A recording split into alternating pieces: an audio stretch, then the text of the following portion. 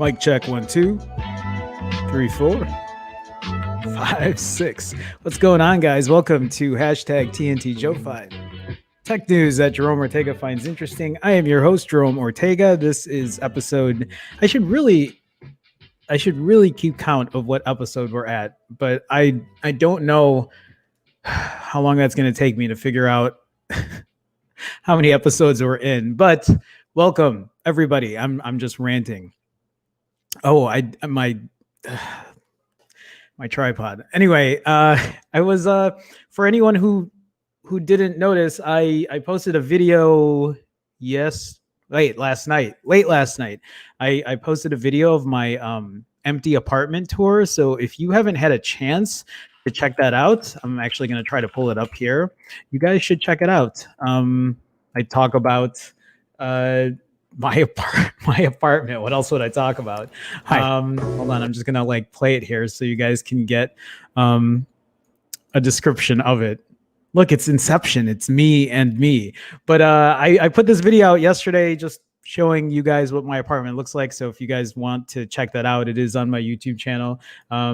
I talk a lot before. Yeah. And then, I just go into my new place and all that kind of stuff. So feel free if you haven't had a chance to see it yet. Anyway, let's get back into here. Let me go say hi to everybody to make sure I see everyone in here. Brian was the first, as always. Not as always. No, Brian actually hasn't been first in a while. But Brian's always in here regardless. Brian says, let's start the week off right with TNT Joe Fi. Goddamn right. Brian, what's going on? Welcome to the stream. Levin is in here as well. What's good, fam? Made it to the stream. Glad you could make it, Levin. And Levin dropping the $1 super chat. Levin, thank you for the support, man. Thank you for the continued support as always. Glad to have you here. Welcome, welcome. Big House is in here as well. Big House Productions. Great afternoon, everyone. How's it going, Big House? How was your weekend? How was everyone's weekend? Everyone had a good weekend? I'm hoping so. Mandy Flores is in here. What's up? What's up? Not much. How's it going? Welcome to the stream. Nice to see you again. Paul Hendricks is in here as well. Hi. What's going on, Paul? Mr. Hasselhoff in the building. Paul, how's it going? Hope your weekend was good as well. Max Tech Studios is in here. Sorry, I clicked the wrong thing. Max Tech Studios, hey there. Huawei spies on you at Paul Hendricks. Max Tech Studios, how's it going, man? Welcome, welcome. Paul says, why didn't you record with your shiny Huawei? That's a good question. I'm just so used to using my iPhone as my tried and true for video recording. I will. But yeah, that's a good question.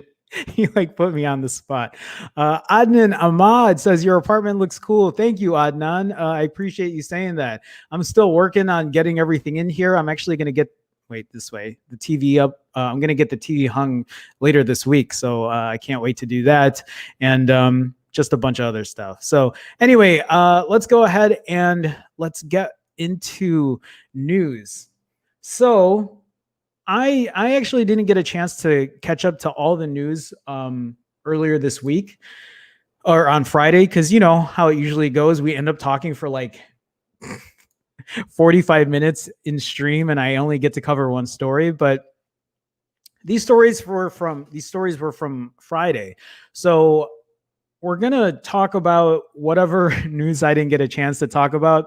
So this first article from Tech Radar is titled "Move Over Google Pixel 4a. The Pixel 5a is already getting leaked." Really?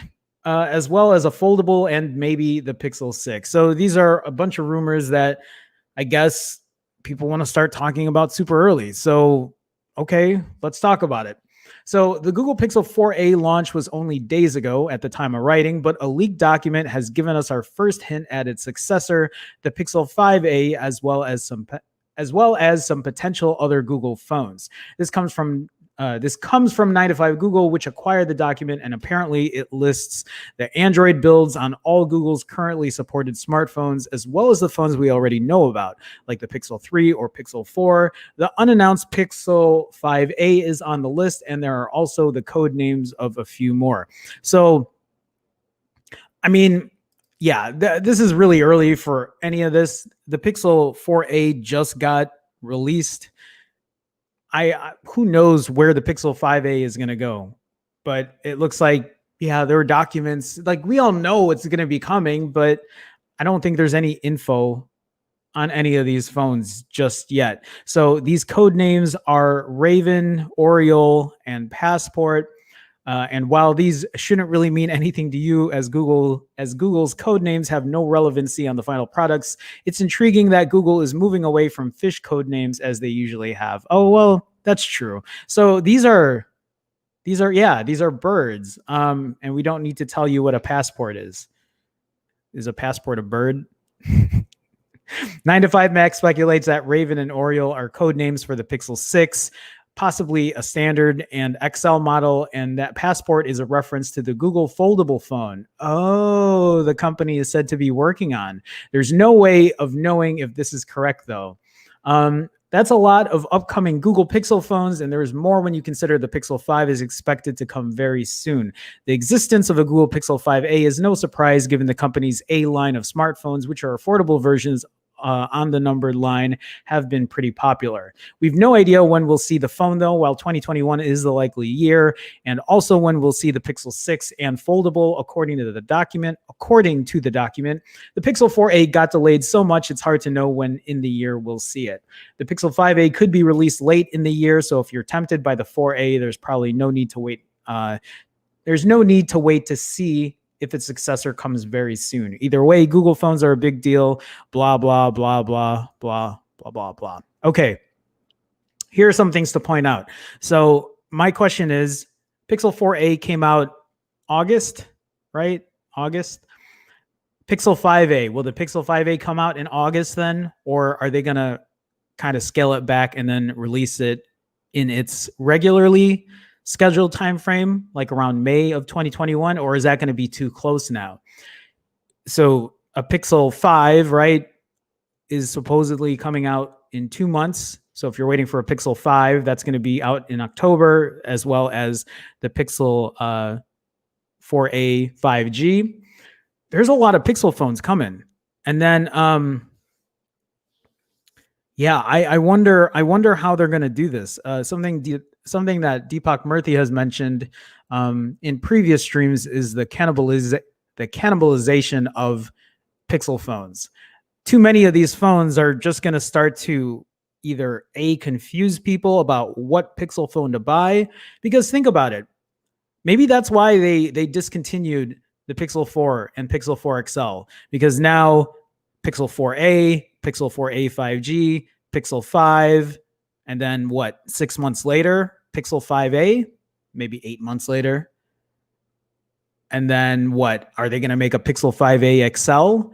Are they going to make this foldable Pixel? What would they call that? The Pixel Fold? They wouldn't call it that. I don't know what they would call that phone. I don't want a foldable phone. I feel like Google doesn't need to work on a foldable Pixel phone right now if they can't get their normal Pixel phones right. How about we fix the normal Pixel phones first? I think they got the A lineup good. I think from here on out, these A lineup phones might be pretty good. But how about we fix the Pixel 4, 3, 2, 1 issues when the 5 comes out?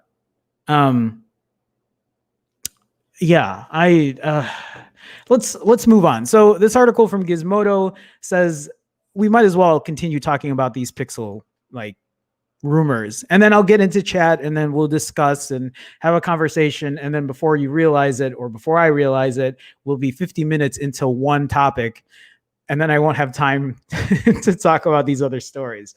So this article from Gizmodo says leaked documents suggest Google is still tinkering with a foldable Pixel.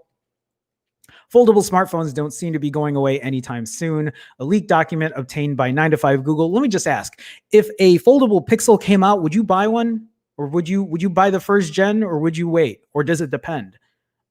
I can only imagine Google's version of a foldable phone and that hinge breaking much sooner than any other foldable phone out there today, knowing Google's track record. Okay. So it hints that not only is Google developing Android builds for a 5A, it's also futzing around with a foldable Pixel and possibly 2 other devices. 2 other devices? What other devices are they making? In all fairness, a foldable Pixel is not a new rumor. Last year, CNET reported that Google was experimenting with a prototype foldable device, a fact that was confirmed by Google's Mario Carraz. At the time, Carraz seemed nonchalant. His comments to CNET had a distant, yeah, we're mucking around with this, but don't expect it on shelves anytime soon kind of vibe. The leaked document, however, indicates that Google is developing an Android build for a potential foldable phone. I don't, they're not, they can't. They have too many other things to worry about right now than working on a foldable phone. The document reportedly refers to several unannounced hardware by code names, and we just talked about this. Passport. Whoa, this is a different one. Barbette. What's Barbette? Raven and Oriole. 9to5 Google posits that Barbette may refer to the 5A, okay, which hasn't been announced yet. It's not abundantly clear what the Raven or Oriole devices might be. So maybe Raven is 5, Oriole 5XL, Barbette 5A, and then Passport, the Pixel Fold.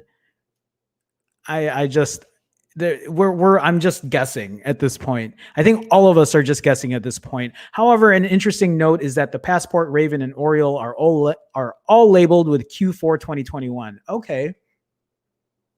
That could be a number of things, but it all may hint that perhaps a foldable Pixel might be a year out from some sort of announcement. This is some interesting stuff. This is some interesting stuff to chew on. At a glance, it would appear that Google has a full pipeline of Android projects it's working on, but like patents, just because Google may be tinkering around with a foldable Pixel and developing software for it, it isn't a guarantee that it'll ever see the light of day. Google has killed hardware projects before. RIP Pixel Watch. Can we talk about the Pixel Watch real quick? Is it really RIP? Are they really not working on a Pixel Watch? Of all the things that Google should be working on, I would rather Google have a Pixel Watch before they come out with a foldable Pixel. I feel like they could get that right. Maybe. I feel like they should maybe pay more attention on a Pixel Watch than a foldable Pixel phone at the moment, and then work on their current Pixel lineup and get those right before we even I don't know. There's just a lot of hands in Google stuff. So it's possible that it'll nix a foldable Pixel if it doesn't work quite the way Google wants, or isn't likely to compete against, say, the recently announced Galaxy Z Fold 2 or Microsoft's forthcoming Surface Duo. I feel like this Galaxy Z Fold 2, the Surface Duo, these are going to be phones that are just going to already setting new bars. So Google really has to get on point if that's what they want to do. In general, there's been no lack of Pixel news as of late. In the past week, Google has not only announced the budget for A, but also decided to discontinue its current flagship phones, the 4, the 4 XL. It also teased a 4A 5G and Pixel 5, and a goof on the Google France blog may have leaked that we can expect to hear about the Pixel 5 on October 8th. But even if they did goof and made a mistake, the October 8th announcement isn't too surprising. So last but not least, I have this article from Android Central that's talking about the Pixel 5 availability. Actually, no, you know what? This is a longer story, so we're going to get into this, but let me get into chat and just say hi to everyone and make sure that I'm saying what's up and making sure I'm not missing anything. So let me scroll back up here. Six is in here. Well, hello there. Well, hello, Six. Welcome to the stream. Nice to see you on Twitch. Nice to see some support on a different platform, but welcome, Six. Big House says, cool, bring the Pixel 5. It'll drive the cost of the Pixel 4a down. There you go. But really, do you think that they'll even drive the 4a down at this point? The 4a, I feel like, is at its bottom dollar. At $350, I think the 4a is a hands down great bargain for a phone.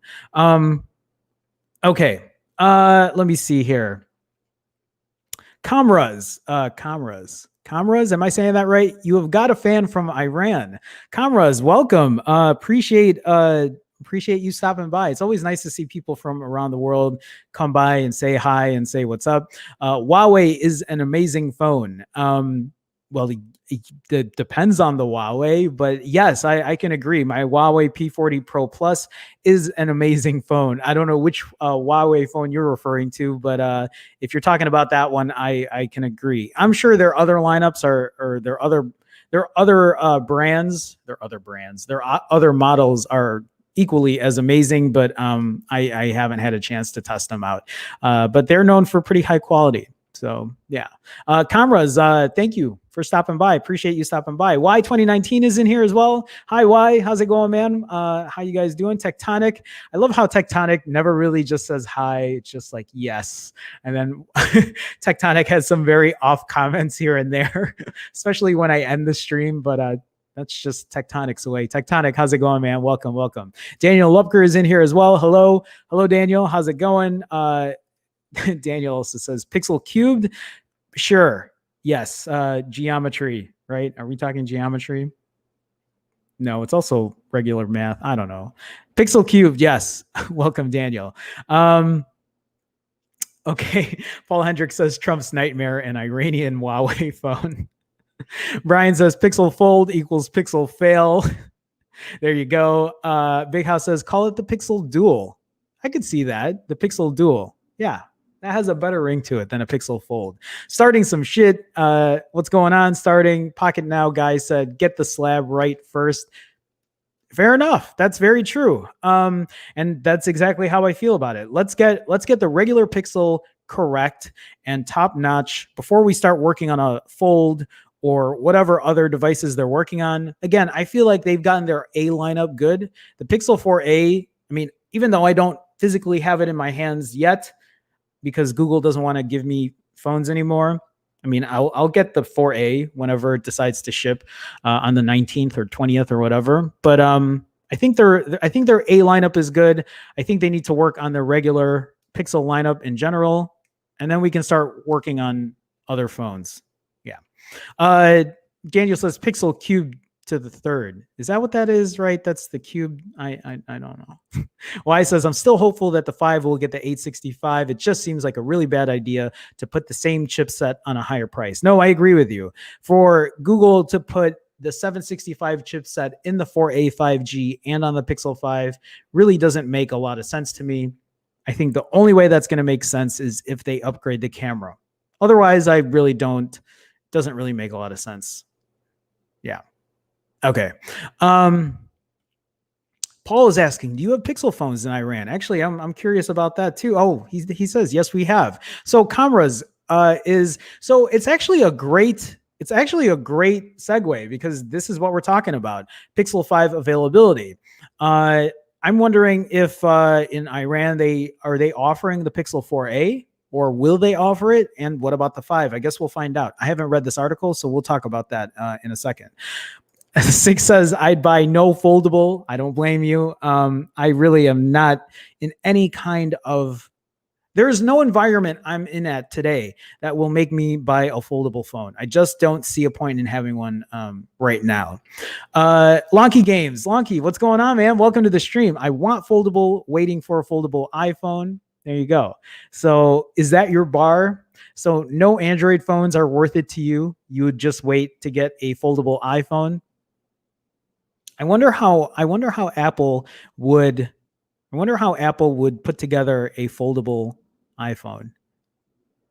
It would be called an iFold. What would they call it? I don't know. Brian says Pixels have the worst quality control. For a big company like Google to offer an $800 smartphone, $900 smartphone, and to have questionable quality control is just, I can't get it. Team Varai, what's going on? Welcome. Hi, everyone. Just dropping by. Hope everyone's having a good day. Team Varai, welcome. Appreciate you just stopping by, even if it's just for a quick second. Appreciate you supporting the chat. Always nice to see you, man. Daniel Lupker says the Pixel broke 3. It is I don't know if you mean broke as in broken or it will also make you broke, but unless you're not getting the 4A, I agree. Kamra says, but the Soli radar doesn't work here. Yeah, just like India, it doesn't. But why would they sell that then? Why would they sell the Pixel 4 in Iran if the Soli chip doesn't work? Or did you have to import it? I'm curious. Big House says, if Google made it like LG did with the Velvet V60, yes, I'd buy one. There you go. Daniel says, let me know when we can insert phones in our wrist. I mean, you could buy an Apple Watch with GPS, or you can buy an Apple Watch you can buy an Apple Watch with a cellular service, and then that's kind of like having it on your wrist, you know? I mean, an Apple Watch does a lot for what it is at this point. But yeah. Big House says then again it would depend on pricing. That's very true as well. I just lost my spot here. Sorry guys, I know there's a lot of chat in here, so I'm going to try to get to what I can. Brian says they made the casket for the Pixel Watch before they even built a team to make it. Yeah, what wait, why am I not really aware? Why am I not really aware of how this works? What happened? Why did they kill the Pixel Watch? Is there a reason for that? Did they say they were working on one and then they decided they weren't going to work on one now? What's up with that? What's up with the Pixel Watch? Madman 0210. What's up, man? What's up? Look at this. 2 people on Twitch watching me. Oddweight, right? Am I do I have that right? I can't remember. Oddweight. Anyway, Madman 0210. Welcome to the stream. Nice to see you. Glad you could visit me on Twitch. Nice to see you there. Okay. Y says, what about the Pixel Slate 2? Is that not the most awaited made by Google product? I mean, I've never owned one. I've heard good things about the Slate, but I don't know if it's the most awaited. I always feel like the Pixel phones would be more, that's what people are waiting for more than anything else. But I would definitely try one out if I had the money, if I had money to spend, but it's not on my top list at the moment. Deepak Murthy is in the house. Hey Jerome, what's going on? Deepak, how's it going? Welcome to the stream. Nice to see you, man. Mike Dixon is in here as well. Stalking. Thank you, Mike. Thank you for verbally or, making it known that you're stalking me. I appreciate it. Deepak says, just came home from work. Well, thank you for making it. Appreciate you stopping by. Starting says, but seriously, we need to pressure Google to work on video and improve certain apps like Instagram. The Apple version is better. Yes. On both accounts of those, yes and yes. Totally agree. They should pause on the foldable.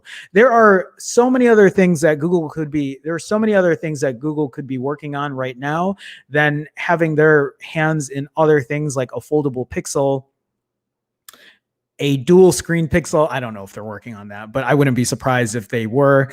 Yeah. How about we fix quality control? How about we fix production? How about we fix proper marketing and pricing on some of these phones so that we don't have to run this circle every day and have me complain about why have they not done this? And I mean, you know what? The Pixel 4a though, so far, I have nothing to complain about with the Pixel 4a. Sure, we can talk about, it could have more than just a black color, but I'm okay with that. For the price and the specs, and it looks like for what it can offer, the software support, the updates, I think the Pixel 4a at $350 is a great deal. Okay, so Shamir Ali, what's going on? Welcome to the stream. Hi, Jerome. I think Google should just focus on mid-range phones. Frankly speaking, general public won't buy a stock Android phone having no gimmicks at a price with which you can buy a Samsung phone. Shamir, I mean, that's a great point. It really is.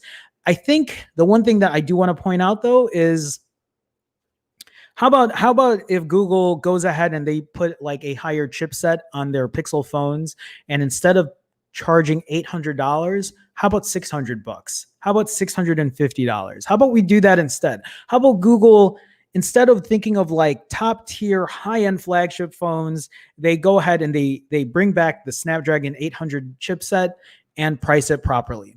But maybe they're going to be doing something different when the Pixel 6 comes out. Now that they're making their own chipset, maybe they're going to be able to really give us some top performing phones at a decent price with some good specs and a great camera. Can Google do that? Is Google capable of doing this for us? I don't know. Shamir, welcome to the stream, though. Nice to see you. Hackney Man is in here as well. What up, Jay? What up, chat? Hackney Man, welcome. Nice to see you in here as always. Deepak says Google has admitted it's good at mid-range phones. High-end is Apple and Samsung territory. And I agree. Again, I know this might sound like it's crazy, but I think Google is still capable of making a flagship phone, a high-end premium flagship phone. I just don't know what it's going to take. Hacking Man says, I always miss the start of your stream. What did I miss already? I talked about the Pixel 5a and the foldable Pixel and like these rumored code names for it, but that's about it at this point. Madman0210 says we don't have Pixels in India. LOL, I know, and that's because of the Soli chip. I don't know what Google was thinking. Instead of making a worldwide phone, I mean, again, this is why we're going to talk about this story in a bit. And it says here, Pixel 5 availability shows Google still can't get its act together, and that's something we're going to get into. Okay, hold on. Let me get let me get into the rest of the chat in here. I know I'm not. Lonky says I'm too deep in the Apple ecosystem. So okay, that's fair enough. That's why you're waiting. But Lonky Games, you wouldn't even have you not even entertained a Android like.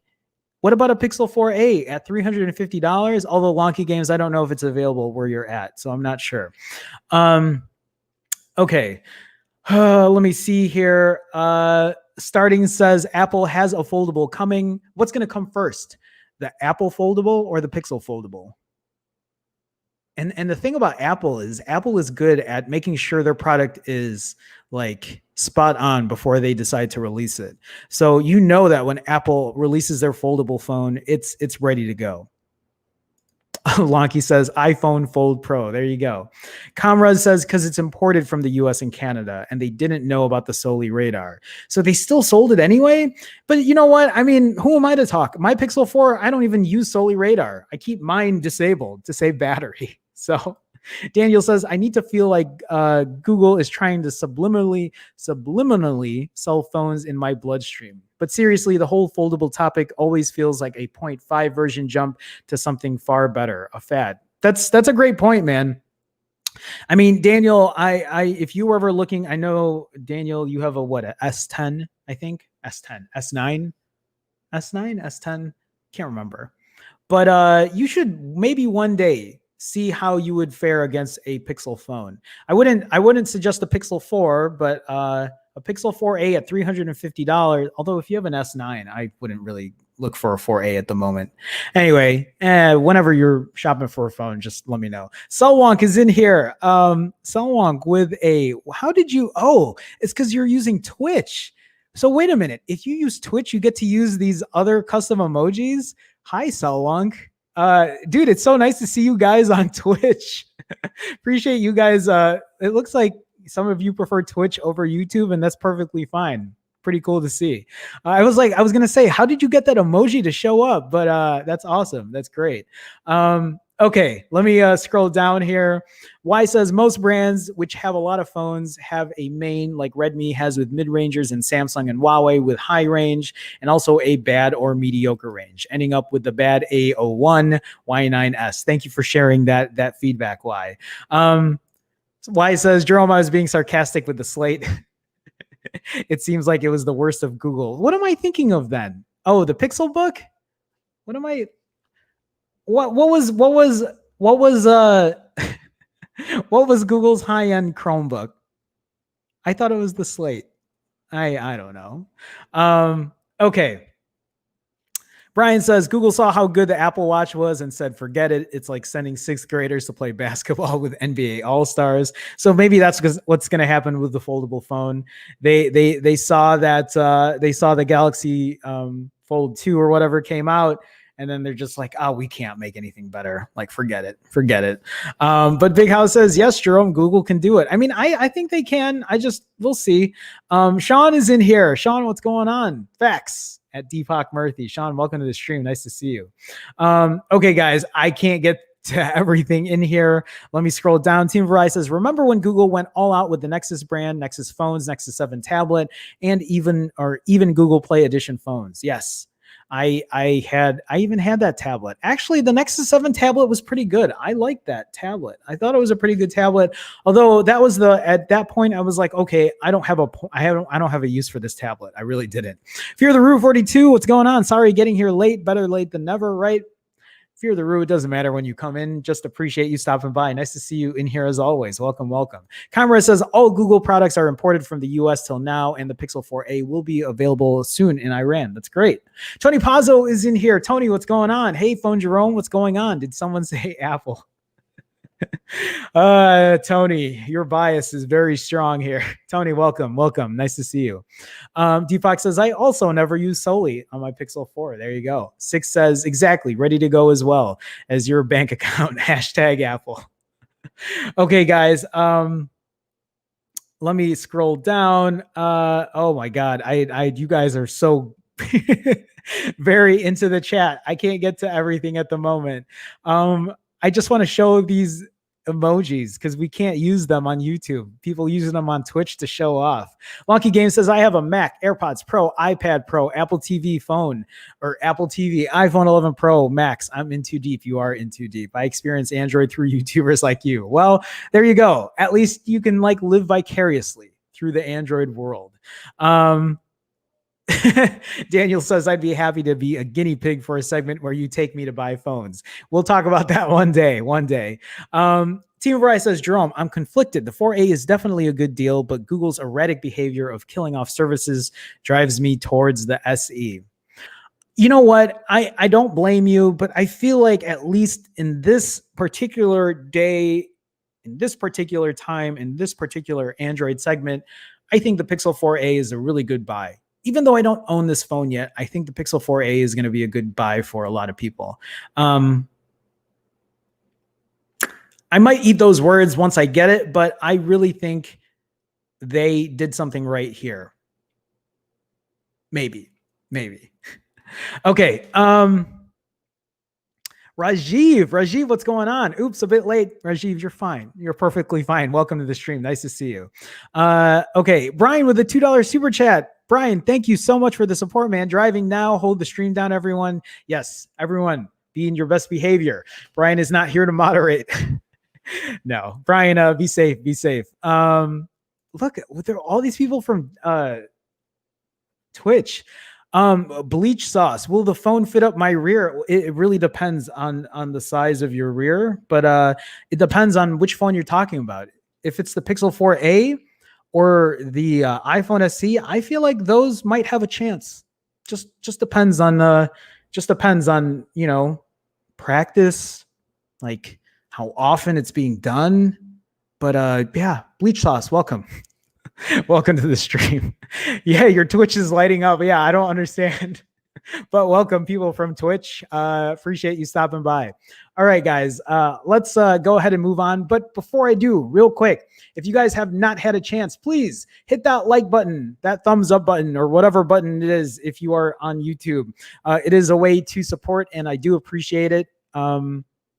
And I think it helps in the algorithm. So if you have a chance, please do that. Also, at the same time, if you are not a subscriber, I do stream Mondays through Fridays at 2 p.m. Central. So feel free to hit that subscribe button. You can hit that bell notification if you want to get notified when I stream and all that weird marketing, cheesy, gimmicky talk. But it does help and support. So I do appreciate it. And last but not least, if you are in YouTube and you notice people with green in their name and you notice a red Chicago star next to their name, that's because they are part. I didn't realize I was sharing the screen, so you're seeing me pop that up. They're part of the Phone Jerome fam, and you can be one too for as little as 99 cents a month. All you got to do is click that join button. If you can't find that join button, you can go to youtube.com/Phone Jerome/join. You'll get the red Chicago star next to your name. You'll get to use all these custom emoji. I was trying to zoom in and that's not working. I need to change these slides up sooner or later. But you get to use custom emoji and you'll get your name in every single one of my intros and outros of my live streams. Otherwise, that's about it. Just wanted to share that. Thought it would be relevant for this little marketing thing. Either way, what I'm trying to say is I appreciate you guys just supporting either way. I understand times are tough, so I know if you can't support that way or super chat or any of that kind of stuff. So liking, subscribing, sharing is just a great way to support me as well. So appreciate it, guys. All right, let's go ahead. Let's move on. Let's talk about Pixel 5's availability. I have no idea where the availability for the Pixel 5 is going to be. I know that here in the US, I'm going to be fine, but I don't know about everyone else. So this article from Android Central says Pixel 5 availability shows Google still can't get its act together. When they say it can't get its act together, I think one of the big things they're pointing out is that the Pixel 4 was not available in India because of the Soli radar chip. And Kamraz, who's in here as well, was talking about how it needs to be imported into Iran. I don't know what Google's doing for the Pixel 5, but let's go ahead and read about it and figure out what else Google is messing up on. Like previous Pixel flagships, the Pixel 5 will see a limited global launch, which is unfortunate, especially for people who want a clean Android phone, who want like a phone equivalent to an iPhone, where it's just Apple's version of a phone. And this is what Google's is, right? Their Pixel phone is their Google version, or, you know, their clean, unadulterated version of Android. Google unveiled the 4A earlier this week, and because the phone was delayed by several months due to the pandemic, Google has teased upcoming availability of the 4A 5G and the 5. The phones will be available later this year, but there's a problem. Google is limiting availability to just 9 markets, which means a majority of customers around the world won't be able to get their hands on Google's 2020 flagship. The 4A 5G and Pixel 5 will be sold in Australia, Canada, France, Germany, Ireland, Japan, Taiwan, United Kingdom, and United States. So that's a very limited market. Google doesn't have a great track record when it comes to launching its devices globally, with the Pixel 4a itself limited to just 13 markets. Google isn't launching the 4a 5G and 5 in India, Spain, Italy, and Singapore, and the official blog post says it's because of, quote, local market trends, whatever that means. Regarding the 2 new 5G Pixel phones that were announced globally today, these will not be available in India or Singapore, based on a variety of factors, including local market trends and product features. We remain deeply committed to our current Pixel phones and look forward to bringing future Pixel devices to these countries. But why? What is the real reason to why they can't do that there? If anything, you would think that these cheaper phones, bringing phones in at a very entry-level price, is a great way to get somebody started into your lineup of phones. I feel like if you can price a phone at $350 US, you can capture a market. You might get those people to say, I really like the software experience of this phone. And maybe in a year or two, that can convince them to buy the higher end model. I just don't understand why they would limit their devices to just a certain global market. I don't do the numbers. I don't figure out the schematics or the ins and outs of how this works. Not schematics, but you know what I'm saying. I just don't understand why they can't just launch something globally to other countries.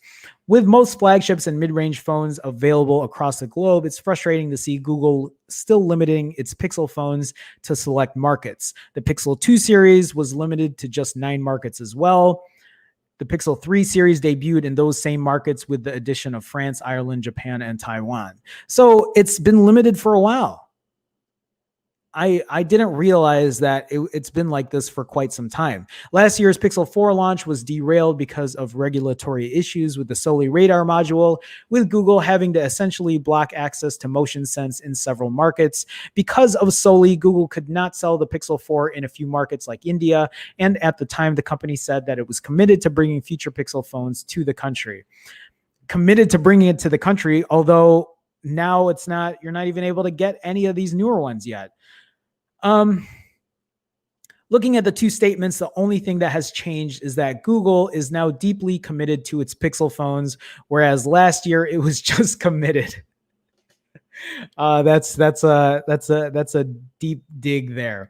That still doesn't change the fact that Google is not going to launch its flagship in India, the world's second largest handset market, for the second year in a row. It's understandable that Google could not launch the Pixel 4 in India last year because of regulatory hurdles, but for the brand to willfully ignore the country this time around is inexcusable. And I agree, completely inexcusable. Google isn't doing itself any favors by limiting access to Pixel hardware to select global markets. Every major flagship is available globally. Samsung sells the S20 series in 130 countries around the world, and by not making the Pixel 5 available to a wider audience, Google is already admitting defeat before the phone is even official. That's crazy to think that a phone like the S20 can be released to 130 countries while the Pixel phones are getting 9, I don't know if it's 9 countries, but 9 markets or whatever. How do you plan to brand yourself if you can't even get these phones sold around the world. You want to build a brand loyalty. You want to build, I don't know, you want to build brand retention and have like brand marketing and awareness. What are you doing limiting yourself to just a very small market? I mean, obviously, in the scheme of things, this is a huge market for anybody selling something niche or small, but you're Google. You're Google. You have the capability of doing it. You're not some small business that's just selling to the US or selling to the UK or whatever. You're a company that has an outreach to billions of people around the world, and you're making phones that can sell to just a small pocket of people. Doesn't make sense. And then, like Kamraz was saying in the chat, they have to get their phones imported, and that's not really the way to do it. That's not the way to get a phone that you want if it's not made for the market. If Google really wants to give its flagships a fighting chance, it should launch them globally. Yes, that's what I just ranted about. And let customers decide with their wallets. By being conservative with availability, Google's just not endearing anyone to its Pixel phones. If anything, it's eroding trust in the brand. I just said that. That's exactly what they're doing. How can you have any kind of brand awareness, brand outreach, brand loyalty when you're limiting it to such a very small market? It's not like the US are the only people buying cell phones. Google says 5G connectivity was one of the considerations for limiting the Pixel 4a 5G and Pixel 5 to 9 countries. Bullshit. Get out of here. That's such a sorry excuse for why you can't provide a phone elsewhere. But that's a weak argument. Both devices are expected to be powered by the Snap 765, which has a 5G modem baked into the SoC along with a 4G modem. The OnePlus Nord features the same chipset and is now available in 31 countries. And there's no reason why Google had to limit its phones. If Google's hardware journey over the last 4 years has shown us anything, it's that there's no coherent strategy at play here. It may have been prudent to limit the Pixel 2 series to select markets as Google was still finding its feet, but we're now into the 5th generation of Pixel phones. The fact that a wide swath of customers around the world won't be able to get their hands on the latest Pixel flagship suggests Google just doesn't care about its phones selling in any meaningful numbers. Google's software scale is unprecedented. That much is clear to anyone that has used the camera on a Pixel phone. But when it comes to hardware, the company is still stumbling along aimlessly. Google needs to prove that it's serious about hardware, and the first step in doing so would be to launch its devices globally. I mean, how can I not agree with this article here? This article makes 100% complete sense. I could be that guy that says, well, too bad, so sad. We're getting it here in the States and you're not getting it elsewhere. But when I think about it in someone else's shoes, right? If we were here in the US and I knew I couldn't get it, I would be upset. I was upset the Nord wasn't here, but then I was like, well, we're going to get the Pixel 4a or whatever, so we'll be fine. I don't know what Google's thinking when they decide to do stuff like this. I just, you think about brand loyalty, you think about people who own iPhones, who own Galaxy phones, and the reason you don't hear people talking about Pixels a lot is because this is one of the big reasons, is they don't sell them elsewhere. They sell them to a very small market of people. How do you fix that? I mean, I can't fix that. There's nothing I can do about that. I can't just sit here and be like, Google, you need to sell to other markets. But I guess I could, because that's all I ever do. I keep saying what Google should and shouldn't do, but sell this phone to people around the world. Not only will it help your brand, but I think it'll help figure out what other, but you know what it could be? Maybe that's what it is. Maybe it's because they can't get their quality control correct. And because so many of these phones are having so many quality control issues that if they produce them at a global scale, they wouldn't be able to keep up with their quality control. What else would it be? I don't understand why.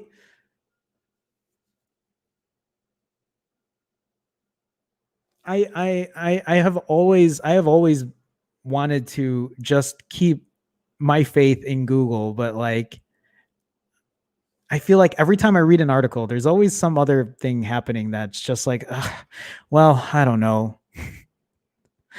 Okay. All right. Let me get into chat here.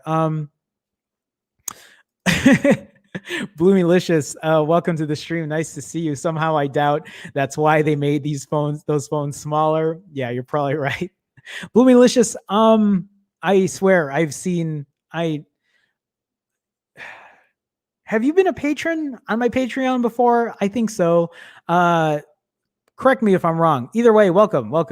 Bloomylicious also says, yeah, the Pixel 4a won't be available till October here in the UK.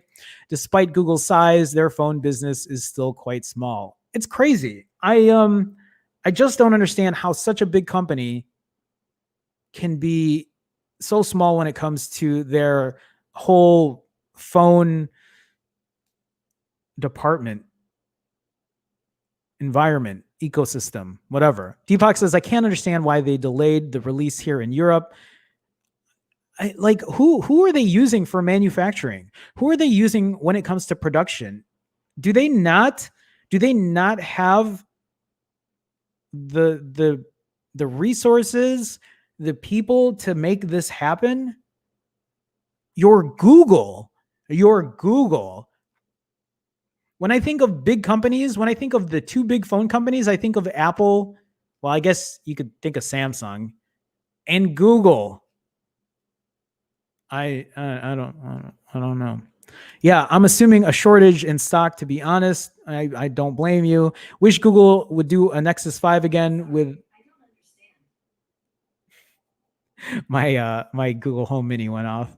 I wish Google would do a Nexus. Stop, Google. Okay.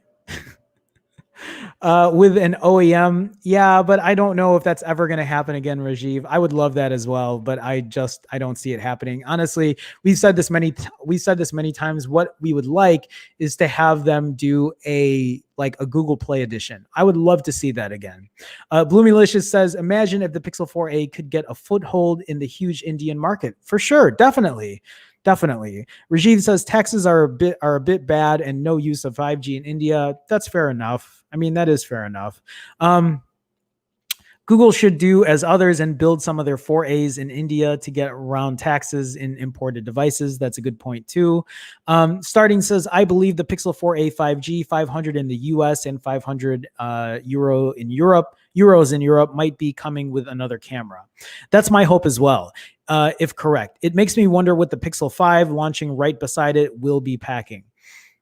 And so I've said this before, and how I feel about the Pixel 5, especially if it wants to compete. So if the Pixel 5 wants to price itself at $700, it's going to need more than IP68 dust and water resistance. It's going to need more than wireless charging. It's going to need more than a glass and metal body. It's going to need to, yes, either A, add extra camera sensors, B, improve the chipset in there, and C, this is the one I want the most out of anything else, is to improve the actual camera. Don't use the same hardware that you've been using in the 4. Don't just upgrade it with updated AI and tell us again how good the AI is. We all know the AI is good, but we also know that this AI can be transferable to other smartphones. We need better optics, I think, at this point.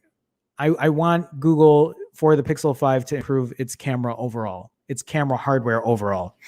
That's kind of how I feel about it. Okay.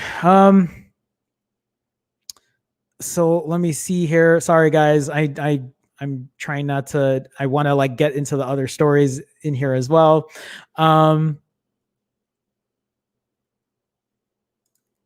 Big House says Google's acting like TCL.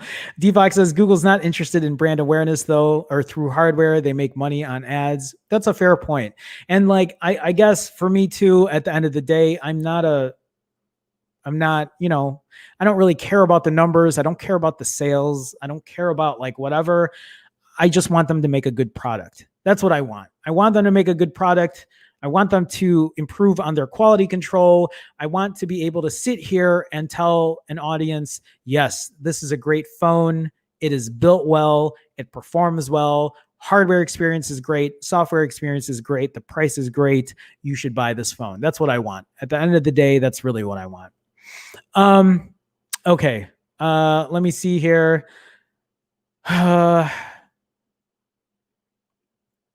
Maybe outsource the manufacturing. Yeah, I really don't know what the answer is. I don't,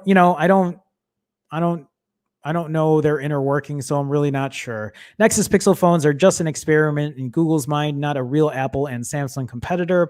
But that's the thing, Deepak. I knew that with the Nexus lineup. I knew that. I knew that it was a small niche of people, and I felt fortunate enough. I felt fortunate enough to be part of that Nexus family, right? I felt like I was in some secret club that I tried to teach people about and be like, you should really look at these Nexus phones. But when the Pixel lineup came out, I thought this was Google's foray into the mass market. I didn't think that they were still going to be in this experimental mode. I really don't think that was the point. I think the whole reason for the Pixel lineup was to show the world that, like, hey, we're here, we make phones too. And I really thought they were going to compete. So I don't know. Bloomylicious says, yeah, I used to be a patron a while back. Well, welcome, Bloomylicious. I appreciate you stopping by. Nice to see you, man. Team Verizon says, I wish Google marketed the Pixel phones more. Back when I lived in the Philippines, there was no mention of the Nexus or Pixel devices anywhere other than independent retailers. And that's true. So we don't really know. Yeah, maybe that's just something that I shout from the rooftops when Nexus phones first came out, or Pixels or whatever. I really wasn't aware of its availability elsewhere but the US. For me, I was like, they sell it in the US. That's all I care about. But like, especially doing these streams and knowing so many of you aren't based in the US, it's like, I feel like now I have to fight for people just outside of the States as well. So, Edgar Hernandez says, will the Pixel 5 be any better? I mean, Google is pretty much catering to the mid-range phone market. So, Edgar, your question is as good as mine, your mindset there. This is something that I've been asking a lot about, especially if they're going to be pricing the Pixel 5 at $700. Really, what are they going to do to make this phone stand out? What are they going to do to make this phone worth it? And that I really don't know. I don't know. They approved that they can't really compete in the flagship market anymore. Such a shame. And I hope that they can compete one day. I don't know how many times I'm going to say, well, there's always next year. That's the old Chicago Cubs. I was going to say adage, ADAGE, not adage. That's I don't know what I'm talking about. That's something that we would say as Cubs fans is there's always next year, maybe next year. And I feel like that's how I feel about Pixel phones at this point, or at least not the A lineup, but just the Pixel lineup. Maybe next year they're going to get it right, but maybe they're not going to be able to get it right ever until they figure out their quality control. They figure out where they're sourcing their parts or whatever. I don't know. Daniel says, just to make sure I understand this, there's a phone gold rush to sell in India and make market share. And Google's like, we're just happy selling the operating system. What if they're focused software? Why build the phones if you have a near monopoly on the operating software and data mine? Am I provoking people changing their operating software if they're competing with them directly? Big House says, I see, Daniel. That's I guess why India got the OnePlus Nord before the US, and it still may not come. And that's a great point. It's like, if Google wants to monopolize on that market, they already have the software market monopolized. Why not get that hardware market as well? But maybe they realize they can't do it, or I don't know. I mean, if Apple is able to do it, who else is competing with Apple in the iOS game? Nobody, right? I mean, obviously they've kept the software to themselves, but Apple sells a ridiculous amount of phones because they know how to do it right. And Google doesn't. I don't know. I'm like thinking out loud because I'm just trying to figure out how they work their way around this. I reckon the 5 will have 90 hertz, 1440p wireless charge, glass back, and possibly new camera hardware. The 4A 5G will be minus those things. So for me, Hackney Man, if they don't change that new camera hardware, I mean, I'd love to have all those other things on the Pixel 5, but if they don't change that new camera hardware, I think that's going to be a hard no for me to buy the Pixel 5. Or I might buy it and then I'll just return it and be like, this phone's not worth $700 or 800 or whatever they decide to sell it at. I don't know. Deepak says Nexus phones were a showcase for Google software power. Then they increased their prices. Why? I felt like they increased their prices because they wanted to be like Apple. They wanted to sell phones like Apple did and compete in that market and be like, hey, we can make these phones too. And they obviously cannot. Power Shield, hey, welcome to the stream. Nice to see you. It's extremely annoying Pixel phones aren't available in my country. Google hardware fragmentation is mind-boggling. It really is. I really was not aware of how bad the availability was to other countries until actually reading this article. I thought Google did a better job at releasing these phones to the market. Madman0210 says Pixel equals Microsoft Surface. Team Rise says, funny as a Mavs fan, I always say that too. Maybe next year. Yeah, that's something we've always said for a while. I guess many other sports fans probably say that too. Blue Malicious says, think how big Samsung were in the smartphone market by the Galaxy S5. Right.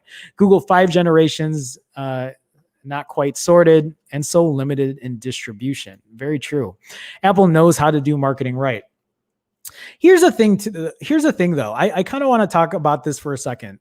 I always get a lot of comments and I get a lot of people who talks about Apple and their marketing. And I agree. Apple does marketing correctly, I think, in a lot of ways. But I think some people neglect the fact that Apple does make good hardware.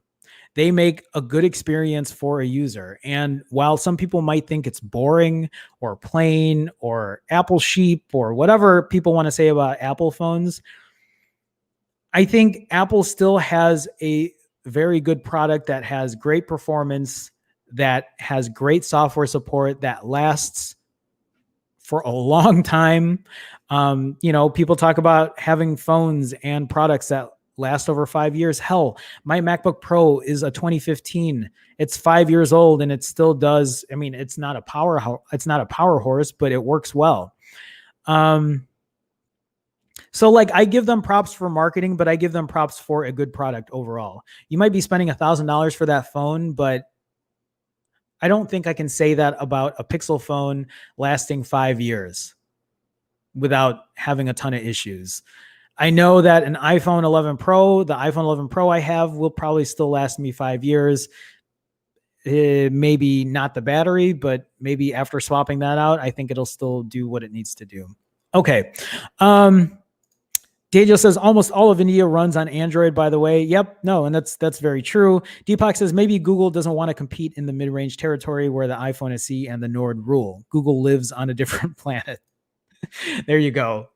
Okay, let's move on here. Let's talk about Huawei. I haven't had a chance to read any of this stuff yet, so we're gonna talk about it. So this article from Gizmodo says Huawei has about a month before it runs out of smartphone chips. It makes me feel like I have a limited Huawei P40 Pro Plus at this point because I have one of the last Kirin chipsets, maybe high-end Kirin chipsets. And I don't know what Huawei is going to do at this point. The Trump administration sanctions are hitting Huawei hard. And the Chinese tech giant now says it will run out of processors chips for its smartphones by September without access to US vendors, according to a Weekend Associated Press report. Huawei, one of the world's leading telecom providers, has been blacklisted since May of 2019 from sourcing components for its devices from US companies under an executive order from President Trump. In a sweeping escalation of the ongoing tech feud between the US and China, the ban targeted several foreign companies that intelligence officials argued could pose a threat to national security. Whatever. In in recent months, the White House further ramped up restrictions, and the FCC designated Huawei a national security risk, and the fallout has left Huawei scrambling. While Huawei's own engineers design one of its most advanced processors, the Kirin chip, production is handled by contractors that rely on U.S. manufacturing technology. Richard Yu, president of the company's consumer unit, said at the China Info 100 industry conference on Friday, per AP, without access to those suppliers, production will end on September 15th in what you called a very big loss for us. Unfortunately, in the second round of U.S. sanctions, our chip producers only accepted orders until May 15. Production will close on September 15. This year may be the last generation of Huawei Kirin high-end chips. As a result, he added the company has no chips and no supply for its smartphones, which recently surpassed rival Samsung as the world's top-selling brand for the first time, with 55.8 million devices sold in Q2. That's crazy to think that Huawei, despite being blacklisted back over a year ago, ended up now being the world's top selling phone manufacturer. The US is trying to, and I keep forgetting who said this, is trying to like put an arrow in the knee of Huawei. And they're doing a good job at it because they're blacklisting them from, selling at certain places, working with certain manufacturers, and now the whole 5G thing. And now they can't work with Kirin or making their Kirin chipsets because of, is it TSMC?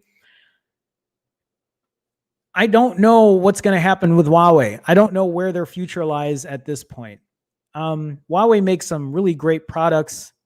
And whether you believe that Huawei is spying on you or they're a national threat to the US, just makes me really ask you, if they are a threat, are they just not as much of a threat as companies like Facebook and Google and Samsung and all these other companies that are probably spying on you as well? My Google Home Mini that sits right there in the kitchen and right behind me, if you see it there, that little red speck. And I got one in the bathroom. You don't think it listens to me? You don't think these cell phones that I have here are listening to me, are listening to you? Huawei is not, in my opinion, Huawei is not the bad apple here. Sure, they might have nefarious like plots and schemes, but I think every big company is in that same pool of, we want your data, we want your info, we want to make money off of you, we want to spy on you, we want to like take what we can get, we want to know who you are so we can understand you as a person and know where you go and know what you're eating and know when you're going to the bathroom and know who your side piece is. I just don't believe this whole national threat bullshit. I don't. A life preserver may be incoming. However, according to the Wall Street Journal, the American chip company Qualcomm is lobbying U.S. policymakers to ease sanctions and allow it to sell chips to Huawei for the production of their 5G phones. Let me read this one more time. The American chip company Qualcomm, who pretty much runs everything here in the States when it comes to chipsets for Android, the American chip company Qualcomm is lobbying U.S. policymakers to ease sanctions and allow it to sell chips to Huawei for the production of their 5G phones. The company argues that the export ban doesn't just hurt Huawei. By cutting Qualcomm off from potential sales of essential components in Huawei's device, the ban is essentially handing the market worth as much as $8 billion annually to foreign competitors like Samsung and Taiwan's MediaTek. What they're saying here is, you want to take away Kirin chipsets from Huawei? Well, now we have to go to international markets for our chipsets. We'll go to MediaTek. We'll go to Samsung with their Exynos chips. And so the US market is like, well, wait a minute. Now they're going to make a ton of money. They're going to make these new chipsets. Qualcomm wants a piece of this. Of course, they're going to lobby for it. But if Qualcomm is going to lobby and they're going to get it passed, if Qualcomm is able to get Huawei to make chipsets to put if Huawei is able to put Qualcomm chipsets, Snapdragon chipsets into their Huawei phones and no longer able to get Kirin chipsets in there because of the ban, there's an issue there. Obviously, these lobbyists or policymakers or whatever are getting bought to be like, yeah, let's ease up on the restriction for Qualcomm because Qualcomm's going to pocket, they're going to line my pockets so that they can put their chipsets in their phones. This is a big game of money, and who has the money to pay people off and all this bullshit. And I'm just tired of it because there's no transparency here. We don't have the real proof of all of this stuff. We can talk about like certain things that have happened and whatever, but every company is guilty of all of this. They're guilty of this kind of stuff as well. If Qualcomm is subject to export licensing, but its foreign competitors are not, U.S. government policy will cause a rapid shift in 5G chipset market share in China and beyond. I mean, that's exactly what they're saying. They're scared that if they are able to now go elsewhere, if they're going to be getting their chipsets from foreign manufacturers, then the U.S. is going to lose a piece of that. Then the U.S. can't make the profit. They can't sell their stuff to them. They're losing out on money, and woe is us. We can't make the money. Huawei's going to figure something else out, and now they're going to dominate the market a different way. It's like the U.S. is trying to cripple them in a certain way, and now it's having to resort to other methods for Huawei to survive, and they might be able to survive in a different way, and it might hurt the U.S. fiscally, in a different way that they didn't expect. Oh well. I'm not going to go through that whole thing. I want to go ahead and just read the rest of this because we're already over the hour here. So this article from, what is this? Tech Radar says the Huawei Mate 40 could be the last phone with a high silicon Kirin chip. Huawei is continuing to feel the effects of being banned from doing business with companies in the US, and it's now starting to have an impact on components, which means the Huawei Mate 40 could be the latest with a high silicon Kirin CPU inside. So if you want a phone with a high-end Kirin chipset, this might be one of the last ones for you to buy or to get. President of the Huawei Consumer Business Group, Richard Yu, announced at an event in China that the Mate 40 would be the end of the road for Huawei's own brand processors. The problem is that after September 15, the Taiwan Semiconductor Manufacturing Company, TSMC, won't be allowed to source equipment and tech from the US to make chips on behalf of HiSilicon, which Huawei owns, keep up at the back. Exactly where processors for future Huawei devices might come from isn't clear at this point. It doesn't look as though the Exynos chips made by Samsung are going to be an option, but Huawei has mentioned partnering with MediaTek and Unisoc. I don't even know about Unisoc. What does Unisoc make? I'm not familiar with their processors or their chipsets there. There has been speculation about a delay to the phone's launch because of TSMC getting caught up in red tape as it tries to supply Huawei. But according to Yu's most recent statements, there are enough Kirin CPUs in stock for the Mate 40 to launch on time. However, Yu did warn that supplies of the Mate 40 might be limited though, so you might want to get in early if you do want Huawei's next flagship. The lack of Google services aside, we were impressed with Huawei's latest P40 series of handsets.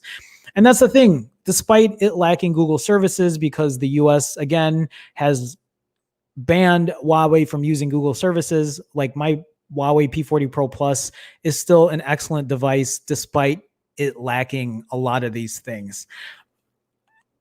I don't know what Huawei's plan is from here on out. I really don't. To continue on with this, though, this last article here is from Engadget, is talking about how Qualcomm, and we talked about this just earlier, reportedly asks US to let it sell chips for Huawei phones because they want to make money from Huawei. You might think Qualcomm would be happy with US trade bans limiting Huawei's access to chips, but it appears to be arguing just the opposite. The Wall Street Journal said it obtained a Qualcomm presentation lobbying the US government to remove restrictions and let it sell Snapdragon processors to Huawei. The ban won't prevent Huawei from obtaining necessary parts and could just drive quote, billions of dollars of US sales to foreign chip makers like MediaTek and Samsung. Here's the thing. The US is so concerned about Huawei spying, being nefarious, doing all these bad things, but you have a company like Qualcomm that's saying, no, but let us sell to them. Please, we got to make some money off of it. I thought privacy and spying on people were awful things. But this, like, you still want to push this? You still want to push this agenda to make some money? I thought the number one most important thing in our country here in the US is to protect our people, to protect us from all costs. And we care about our people so much that we can give everyone insurance, health insurance. We can take care of our people. We can pay them properly, right? Right? But your security is so important that we got to ban Huawei. We care about our people so much here that this is the lengths. These are the lengths that we're going to take care of our people. But wait, but Qualcomm wants a couple chipsets. We want to sell some chipsets to Huawei. Can we just make some money off of them before we completely, push them aside? Or let's just do that. No one's going to know. No one's really going to care. Okay. This article says here, the company hasn't been shy. I just feel like it's exactly what I'm saying here. The company hasn't been shy about wanting Huawei's business. In its latest earnings call, CEO Steve Mollenkopf said Qualcomm was determining how it could sell to every phone maker, including Huawei. However, there weren't indications of a lobbying campaign at the time. It also comes soon after Huawei settled a patent dispute with Huawei by paying $1.8 billion and striking a new license deal, although the two events aren't necessarily linked. A few companies have managed to get exceptions to the US ban through licenses such as Intel, Micron, and Xilinx. Qualcomm isn't necessarily attempting an unrealistic feat. Even so, success is far from guaranteed. Smartphones represent a key part of Huawei's business, and allowing a major exception like this could be seen as weakening the ban. It might also be deemed inconsistent when software companies like Google are still barred from interacting with the Chinese firm. You'll know when this gets like pushed by money if one of these companies are able to do it. Money was involved somehow. Who it's going to be, who knows?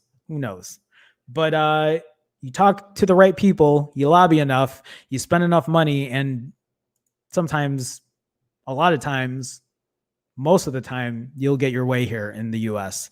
And they say money isn't everything, but here in the States, it does control a lot. You get a lot of power with that money and what you can do with it. Okay. Let me get into chat here before we kind of like wrap up here. Okay. So, Blue Malicious says, I think both Apple and Samsung make good devices and market themselves like crazy, so you keep a lot of mind share. Google are almost as bad as LG for marketing and distribution. It's a good point. Hackney Man says, is it just me? I honestly can't tell the difference between 1080 and 1440 on a smartphone. It's not just you. I'm the same way. My eyes aren't the greatest, but I really, honestly, if you ask me, I don't see much of a difference. Maybe if I was pixel peeping and I spent all this time, but I even have other not camera comparisons. On my older videos, when I was making, like camera comparisons, when I bought 8 million phones and I had the money to buy them, I was comparing the displays, and I really just didn't see much of a difference with a lot of them. I also thought that high refresh rates were a huge differentiator, but back on the 11 Pro, 60 hertz is fine. And Hackney Man, I agree with you. I totally agree with you. The only time I really notice any kind of like display refresh rate differences is when I am on my Pixel 4 and I'm scrolling through the app drawer. That's the only time I'm like, man, this looks really smooth. Otherwise, I don't notice. Even on my Huawei P40 Pro Plus with 90 hertz, I don't notice much. There isn't much of a difference, but maybe it's not optimized yet for a lot of things. So I don't know, but I feel you. I'm the same way. Shamir Ali says, Google doing almost the same mistakes that Essential did. Google must realize they're not Apple. They're not. They're not Apple. Apple is a status symbol in many countries, and Google just can't do that with Android, at least not now. Banning Huawei is just like banning innovation. I agree. Huawei has contributed a lot to mobile technology in recent years, specifically in the camera department. And that's exactly why I bought my Huawei P40 Pro Plus, is to take a look at that camera innovation, that technology. And yeah, I feel like they would be stifling technology, or they are stifling technology, banning Huawei from this and that and the other thing. Y says, Jerome, I think maybe MediaTek and Qualcomm should be divided for Huawei flagships. Like one can be on the P and Honor View and the other on the Mate and Honor series, or maybe one for each brand. It's not a bad idea. But will Huawei get Qualcomm to be one of their chipset manufacturers? We don't know. Deepak says, I just searched for an HP PC on Amazon. Guess what? An HP ad popped up on my Facebook page. Of course it did. Of course it did. I think a lot of us have gone through this test and we're like, wait, I was just talking about this. Like, yeah, you're crazy if you think they're not listening to you, if they're not like taking everything that you have searched for and learned, and in one way or another, they're spying on us in more ways than one. The only way you can escape this is completely getting off the grid and not owning a smartphone and not searching the internet for stuff, and maybe just like, you can't even do incognito mode. Google was just caught for still gathering data even though you were in incognito mode. This is why I think this Huawei thing is a bunch of shit, because look at what happened with Google and incognito mode. We sat here, I talked about it. I shared the fact that Google was still grabbing your info in incognito mode, and we're not banning Google. We're not banning Google. What about the whole thing with Google Plus right now? I talked about this on Friday. Did you guys submit to get your claim? Because Google is getting sued for all the privacy leaks or whatever that happened on Google Plus, its social networking platform that's no longer available. Apparently, our information was taken there as well from Google. From Google. Do you know what this lawsuit settlement is? Do you know how much money we're getting? I filed the claim, because if you don't file the claim, you get nothing for it. So you might as well claim it. $12 US. That's what we get for getting our privacy pushed aside. This is no different from Equifax. Equifax is that credit monitoring system. And Equifax has a ton shit more info than us, or than Google, that has all of our credit reporting stuff. It has our social security numbers. It has where you've worked, where you've lived, every single place. It has a ton of info. And I remember when that, I don't even know if I got the money from that, but it was an absurdly small amount of money. I barely got anything from it, if I even got anything from it. I don't even remember. In exchange for our privacy, in exchange for them messing up and having our info leaked and exposed and sold on black markets, and who knows what's going to happen with it 5 years from now, 10 years from now. It's our privacy that we keep giving away, and nothing happens to these big companies. But Huawei gets to be banned because they're not a US company. Is that a coincidence? It's not. I'm not saying that Huawei isn't doing anything bad. That's not what I'm saying. But I think the ban is unfair. You want to ban them, go ahead and ban everyone else, because everyone else is just as guilty. That's how I feel about it. Okay. That's a very long rant. Team Verizon says, joke's on them. The only thing they're getting out of spying on me is my obsession with Game Boy Advance emulation. Yeah, I think about what they've gotten on me, and I'm like, yeah, they got nothing. They got me ranting about stuff all day. Daniel says, sounds like the chip manufacturer realizes there's a lot of money to be made selling a monopoly on chipsets to the number one seller of phones, and has the money to make it happen. Exactly. Jerome, can you remember where you bought your shirt? it's so cool. My DuckTales shirt. Do you guys want to see? Do you actually, you know what? I think 2 weeks ago I was at Target and I was shopping for, no, yeah, a week and a half ago, I was shopping for shower curtains because I forgot I needed shower curtains.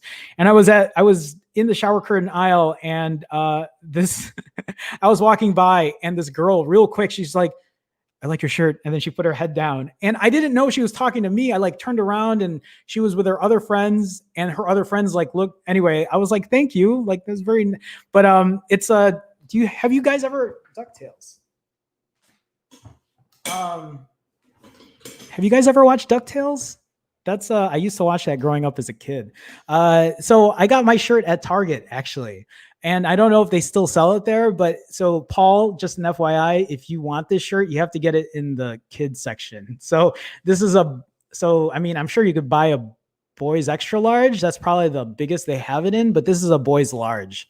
I don't know what the sizes are, like not in the US, but yeah, this is a boys 12 to 14. And I think they make a boys 14 to 16 size. So I don't know what size you wear, but that's where I got it from. So hopefully that's helpful. Okay. Damon.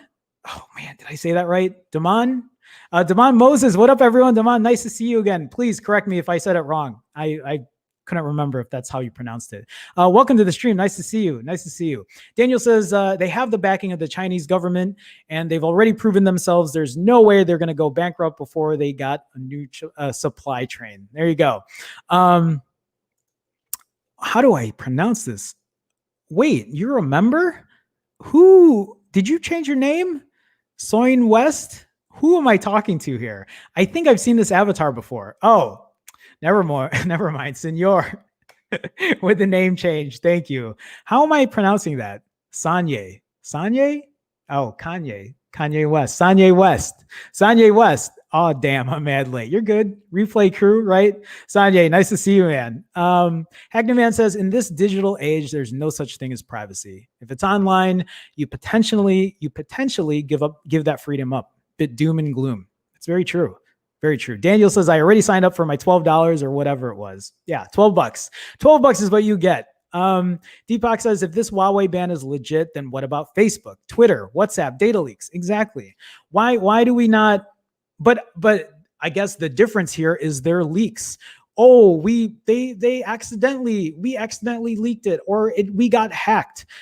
I guess what they're trying to say to Huawei is they are actively becoming a threat, a security threat to the US. I just don't buy it. I don't. Ronaldo is in here. Hey, Jerome. Ronaldo, what's going on, man? Welcome to the stream. Nice to see you. Nice to see you. Sanjay West says Target has some low-key dope shirts. I got a sick-ass purple rain shirt from there. They do. They have some good buys. You just got to look around. I've actually been buying almost all my clothes from Target lately. One, because I just, it's close to me and like I don't have a car anymore. So it's walking distance, if anything. And yeah. So Damon says the new DuckTales is actually really good. Actually, I haven't seen any of the new ones. I'll have to take a look. Thank you for sharing that. I had no idea. Ronaldo says, I try to look for different logo shirts in my size. I can wear 2XL in shirts again. There you go, Ronaldo. Congrats, man. Congrats. Keep doing your thing, man. Keep doing your thing. Damon says, I got it right. It's easy, fam. There you go. Thanks, man. Paul says, yes, I watched it, but to import to Holland, nah, I'm good. Well, maybe if I could find one for you, if you're looking for something, let me know. I'll see if I can help you out. Oh, Soigné. It's pronounced Soigné. I like that. Where is that from? Or did you make that up? I like that. That's clever, man. Soigné West. I like that name a lot. Soigné. There you go. Ronaldo says, same here. I'm super late. You guys are good. You're good. Okay, so yeah, Soigné says, wait, there's a new DuckTales? I didn't realize it. I thought I heard something in the works, but I didn't realize that it was out already. Ronaldo says, what's up, Big House, getting ready for Pixel season? There you go. So, all right, guys, I think that is it for today. Again, if you guys haven't had a chance, I'll put this out here again. I did make a new video last night. I put a video out for my my empty apartment tour. So if you guys haven't had a chance to see that, like, feel free to check it out. It's right here. Feel free to check out like this apartment that I'm in right now. Just a quick, like a quick tour, a quick empty tour of my place. So whenever you guys get a chance, if you want to check that out, feel free to go there. Otherwise, I think that's it for today. FYI, I will have an updated video about like how I've decorated it and stuff, but I got to hang my TV up and I got to get my couch and all that other kind of stuff. And that's going to be coming soon. God, I feel like I'm really messing up on my words. Otherwise, that's it for today. But you know what? The good news is it's Monday. I know like Monday isn't the greatest of news, but what I'm trying to say is it's Monday. And that means that, sorry, I'm getting this propped up and ready. What I'm trying to say is that it's Monday, and that means that we get another 4 days of Phone Jerome tech news. So at least you have that to look forward to, right? Am I right? I'm right.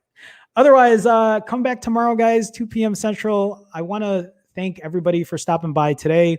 For everyone who's liked, who has subscribed. If you are not a subscriber, I don't know what you're waiting for. You are looking at the best YouTuber in the world, Twitch streamer now, Facebook streamer, and whatever other platforms I end up having this on.